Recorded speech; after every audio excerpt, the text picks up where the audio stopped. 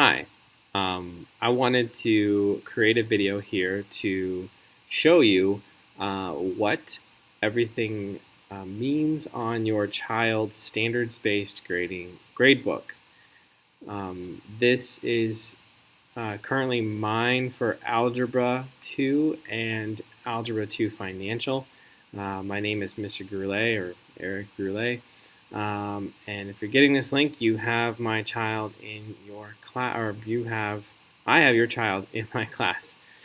So getting this link, hopefully you've watched the other video and how to get your link. So if you have not watched the previous video, you're going to want to watch the first video so that you can access your child's link, and then look at the page and watch this video to see what everything means. So there are several different things here, and I've color-coded everything so that we can kind of organize where things are. Starting in the top left, if you look at your child's grade sheet, in the top left you're going to see this orange area, and this is where you're going to have your child's name. We want to make sure that it is your child's name that you have. If it says someone else's name, please email me immediately or have your child tell me immediately. We want to fix that. Obviously, we don't want you to have other people's grades. So it should be your child's name. Now, here is a resources link. This is a live link to click on to get resources on these outcomes. We'll talk about this in a second. The light blue here is going to tell you how many mastery points you have. Now, you earn mastery points by passing outcomes or mastering outcomes. Okay, since every outcome is worth 1 point, this is just going to tell you how many outcomes you've passed. Now, you might wonder, well, how many outcomes are there, or how many outcomes have been assessed? And that's when we go over here to purple. The purple tells you how many outcomes you have mastered versus how many outcomes have been assessed. So this particular student has mastered 5 of the 7 outcomes. Now it's still early, so any changes are going to be much more drastic than they would be towards the end.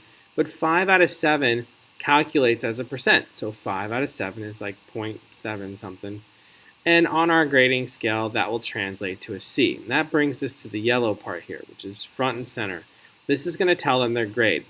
Now remember, with standards-based grading, it's not about test scores and quiz scores. It's how many outcomes have you mastered compared to how many outcomes have been assessed. So your grade, or your child's grade in this class, is determined by the percent of outcomes that they have mastered.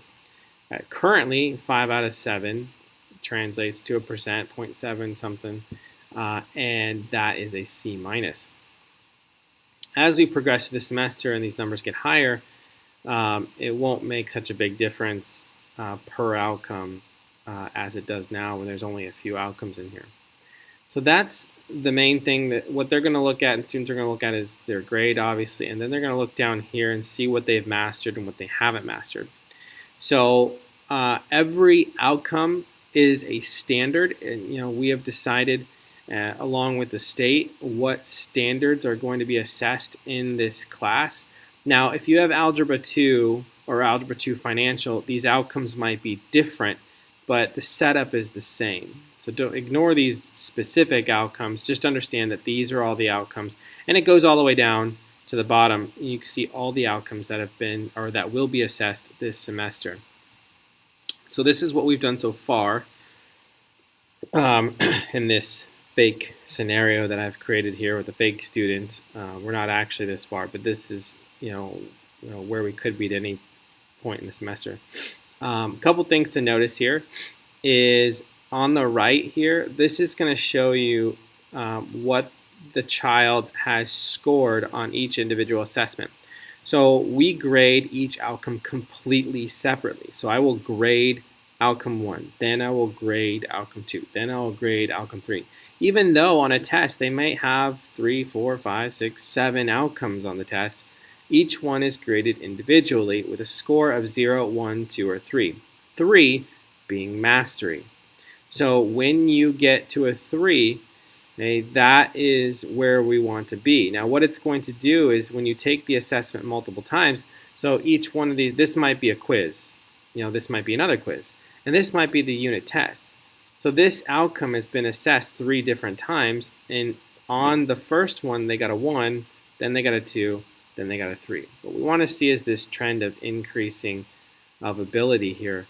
But what the computer will do is it's going to average these scores to produce a score over here. Now you might be wondering, well, if I average 1, 2, and 3, the average is a 2. Why does it say 2.48? Well, it's not going to do a straight average. It's going to do what we call a decaying average, which means that it's going to put the most weight on the most recent assessment.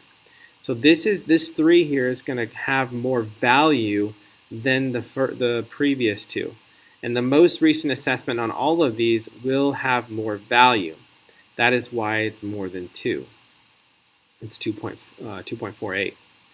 So, and then once you look at this is a score that determines whether you have mastery or not. If it is 2.35 or above, it's going to turn green and give you the mastery point and give you a badge for those that like badges. And then here, obviously, it's over 2.35, so they get it. But in outcome 3, you can see that 2, 2, and 2 clearly averages be a 2, which is below a 2.35, and therefore they don't get the mastery point, they don't get the badge, and that's what counts off on their grade. There's another one down here, outcome 7 as well. That is where the 2 go. Now, students can reassess unlimited amount of times on specific outcomes. So they can go in here and keep reassessing this particular outcome until they have it mastered. That's a good thing to know going forward. Your child can reassess on outcomes an unlimited amount of times. If they master it now or master it in December, or if it's second semester in June, it doesn't matter when they get to mastery as long as they get there. So they can take it. There should be no reason why you should have blanks anywhere. Keep reassessing, getting those mastery of those outcomes. Over here too, it's going to timestamp. So it's going to show you when the most recent grade went in the gradebook. Since I just made this class, this fake class, that's why they all have the same date. But you will see different dates and when things were assessed.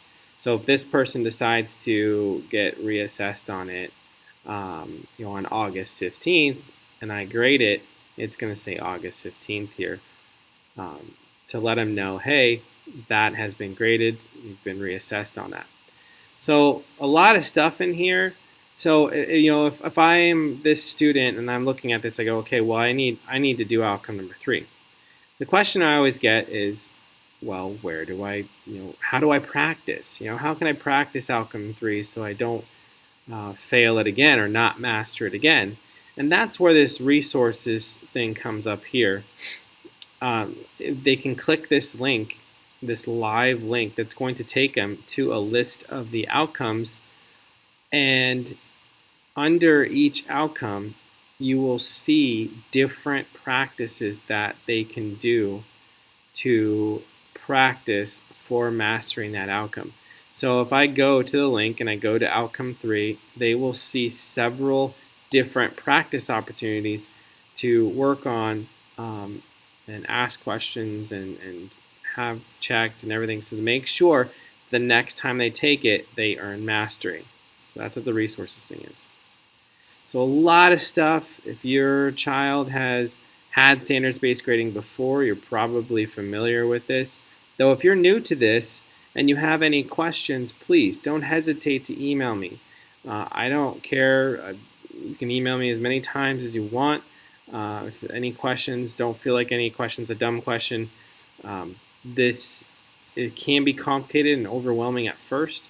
And once you get the hang of it and how it works, you will have no issues with it. So, but please, I want to open lines of communication. Hopefully you've seen the link. I've emailed you, and that's why you're watching this video, but you watched the video on how to get your child's grade sheet and what everything means on the grade sheet. so that you understand how your child's going to get the grade that he gets or she gets. If you want more information on standards-based grading, I've also provided a link to another Google Doc that explains what is standards-based grading into a little bit more detail, along with the grade scale. So how many outcomes do they need to pass to get an A or a B or a C? So, and you can see that and see where the kids need to be by the end of the semester. All right. Thank you for listening.